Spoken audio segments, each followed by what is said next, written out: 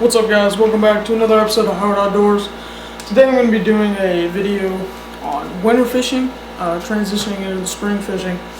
And I'm going to be showing you guys my lineup of tackle that I use during both those times and kind of my primary baits. There's obviously tons of different ways depending on where you live. I live in Tennessee, so I'm going to just show you guys what we use down here.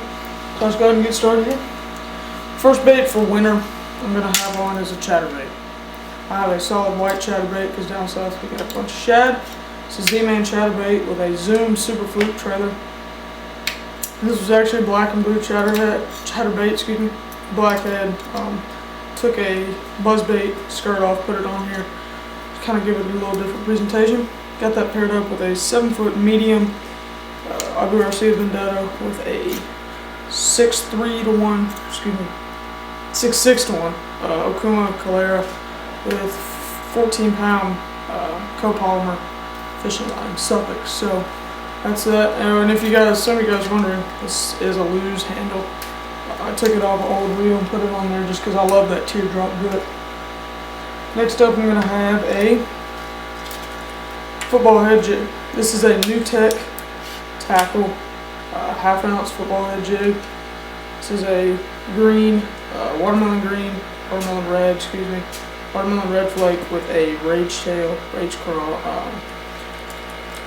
trailer, also the same color. I got that on a 7'6" extra heavy Ducket Ghost with a 7-1-1 Abu Garcia Regal SX with 65-pound Power Pro braid. It's for a great bait. Use those a lot on rocks where fish are trying to absorb heat, as well as look for crawfish. It's great for cover, anything like that during the winter. Any laydowns looking for fish that are lethargic on a quick meal. So next up, I got a swim jig. This is a Strike King Hack Attack swim jig, Sexy Shad. It's a 3/6 ounce in a, not 3/6, I'm sorry, 3/8 with a white net bait package chunk trailer on the back. It's a great bait for kind of the same purpose as a chatterbait, just a little more weedless, a little more realistic presentation. I fish that, around laydowns, grass, weeds, a little bit of pads if you have thin pads. I have this paired up with a 7'3" heavy Ducket Ghost with a 6'1" Quantum 50-pound Power Pro braid. I have such a heavy rod just because of the cover that we have down here. If you get them in, logs or grass, you can winch them out of there real quick. No worries about getting them hung in there or anything. So that's what I like to use the heavy rod for. And my last one that I would probably put on my top 4 would be Shaky Head. Shaky Head is for those fish that just don't bite. If you're having a bad day out on the water, can't get a bite, I always throw Shaky Head, fish it slow. Seems to get you a couple more quantity than quality bites, but keeps you from getting skunked at least. I have this on a 3/16 ounce Shaky Head, the green pumpkin Berkeley Habit bottom hopper on a Daiwa 6'6" DS1 6'6" medium, I believe. Let me double check here. Yeah, 6'6" medium with a spinning combo on a white 10-pound Power Pro with a 6-pound Berkeley Trilene fluoro leader. Real finesse, real light, and that's for just those fish that just do not want to bite anything.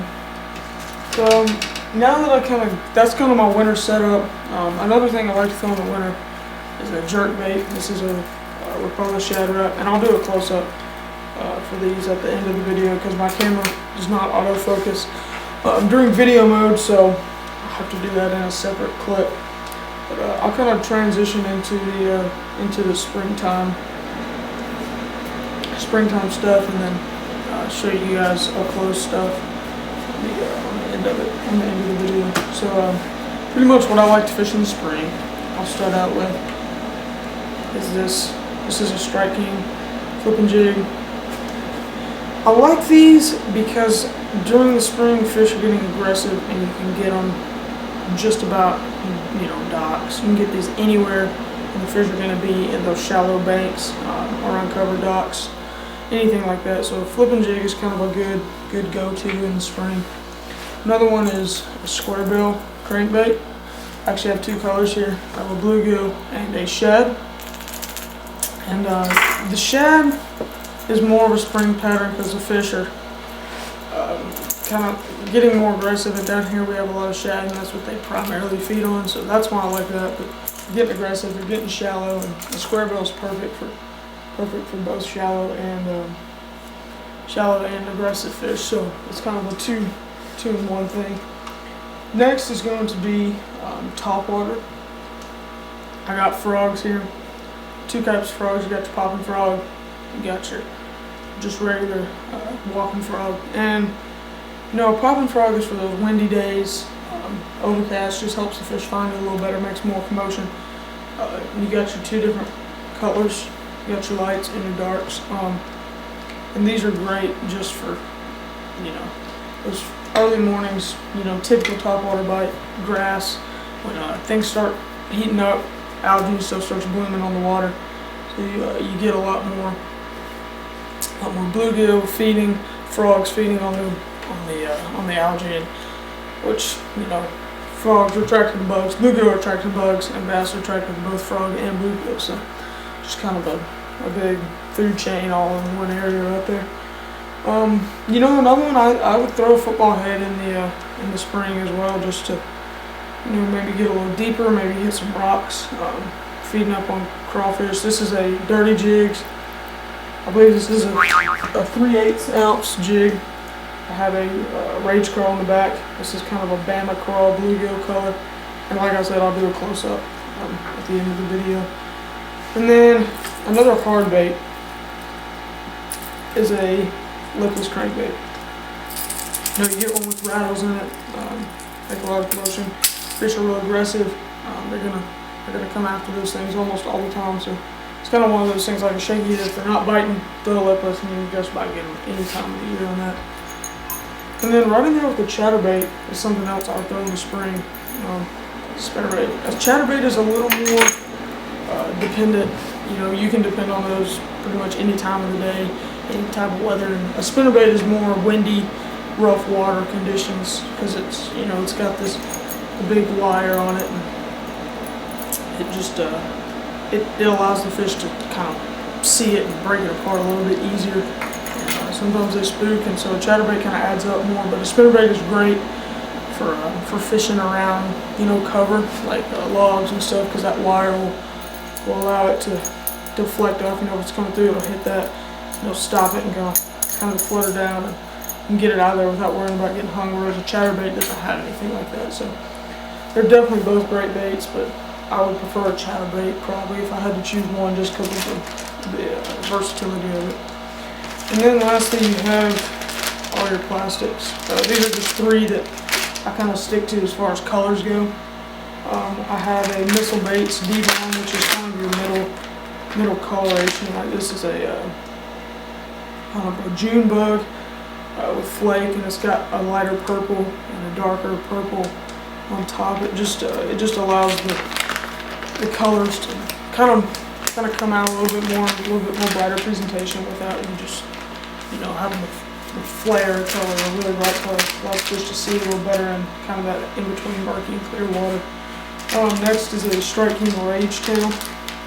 Maybe you want to use this in dark water. This is a roadkill color. It's kind of somewhere along the lines of that watermelon flake.